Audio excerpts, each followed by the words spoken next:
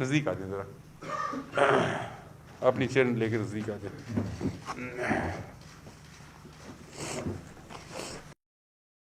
میں نے آپ کو پہلی بات کی کہ یہ خودکش حملہ آور تھا. دوسری میں نے آپ کو بات کی اس خودکش حملہ آور کو ہم نے ٹریس کر لیا ہے.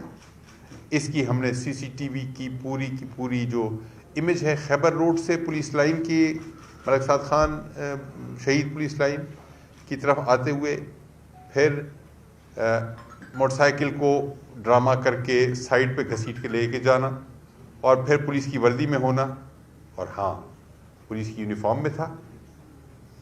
اور یہ میری کوتاہی ہے، میرے بچوں کی کوتاہی نہیں ہے. میرے سپاہی جو کھڑے ہوئے تھے وہاں پہ ان کی کوتاہی نہیں ہے. میں کہتا ہوں کہ جو کوتاہی ہے وہ میری کوتاہی ہے. میں اپنے سی سی پی او کی کوتاہی بھی نہیں سمجھتا ہوں، میری کوتاہی ہے.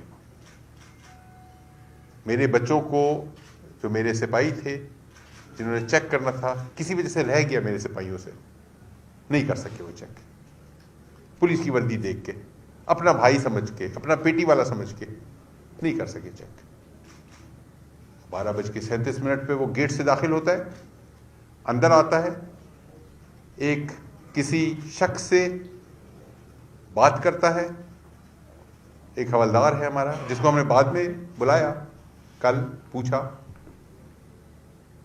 اور وہ ہمارا پرانا حوالدار ہے. اور اس نے اس سے پوچھا کہ یہ تم سے کیا بات کر رہا تھا؟ تو اس نے پشتو میں کہا کہ اس نے میرے سے پوچھا کہ دا جماعت کم زئی کی دے. اب ایک آدمی ہے پولیس کی وردی میں، وہ پوچھ رہے جماعت کم زئی کے دے، مطلب مسجد کس طرف ہے. یہ اس شخص کو اندر سے وہ واقف نہیں ہے. اس کو ٹارگٹ کسی نے دیا ہے، ماسٹر مائنڈ ہے، ایک پورا نیٹ ورک ہے. ریکی بھی ضرور ہوئی ہے اس کی، اور کہیں نہ کہیں سے کسی نہ کسی حوالے سے اس کو جب یہ ٹارگٹ دیا، ریکی کر کے دی، طریقہ کار سمجھایا گیا، تو یہ اکیلا آدمی نہیں ہے، لون رینجر نہیں ہے، اس کے پیچھے ایک ہے پورا نیٹ ورک ہے جو میں نے آپ کو بتایا کہ ہم ڈھونڈ رہے ہیں اور ڈھونڈیں گے انشاءاللہ. لیکن سازش کا آپ سائڈ پہ کریں. ہم جو بات کریں گے ہم ایویڈنس سے بات کریں گے. یہ جو ساری بات میں نے کی آپ سے، یہ یہی بات ہے، اور نہ ڈرون ہے نہ کوئی اور چیز ہے، خود کچھ بمبار ہے. پیلٹس، بال بیئرنگز ہمارے پاس ہیں، اور ہماری انویسٹیگیشن چل رہی ہے اور بہت تیز کام کر رہے ہیں. ہم راتوں کو جاگ رہے ہیں. ایک کے بجائے 10 ٹیمیں ہم لگاتے ہیں. جہاں پہ ایک آدمی سے کام چل سکتے ہیں، ہم 10 لوگوں کو ادر پاسبلٹیز ایکسپلور کرنے کے لیے ہم لگا دیتے ہیں. لیکن پھر بھی ٹائم لگتا ہے. آخری بات، اور میں معذرت بھی آپ سے کروں گا کہ میں کوشش کروں گا جلدی وائنڈ اپ کروں، کیونکہ آگے میں نے ایک اور میٹنگ میں وزیر اعلیٰ کی میٹنگ ایک ہے اسی کے حوالے سے، اس میں نے جانا ہے. تو میں اپنی آخری بات کروں گا، اپنی بات ختم کروں گا. اس کے بعد پھر میں 2-4 سوال آپ سے لے لوں گا. پھر مہربانی کریں، کیونکہ میں بڑی کھل کے بات کر دی آپ سے، اور شاید سوال آپ کے کلیئر ویسے ہی ہو گئے ہوں گے. کون تھا، کہاں سے آیا، کیوں ہوا، سیکیورٹی لیبس کیوں ہوا. میں نے بتایا سیکیورٹی لیبس ہوا ہے. میرے سپاہی جو کھڑے تھے، میرے جوان کھڑے تھے، میرے بچے کھڑے تھے، انہوں نے نہیں چیک کیا، اپنی وردی دیکھ کے، اپنا بھائی سمجھ کے.